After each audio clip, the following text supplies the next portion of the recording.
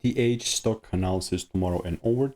In this 1-minute video, I'm telling you whether target hospitality stock is a buy or not for me. So watch this short video till the end.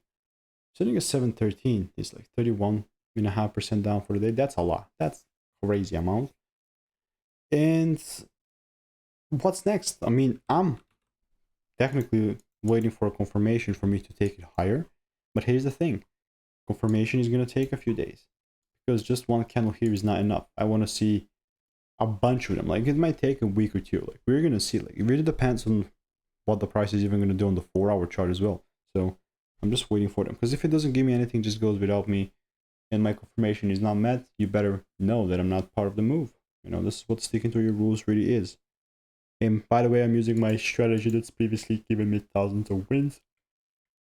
If you want to learn it for free, just check out the first link in the description. See you in the next one. Goodbye and enjoy.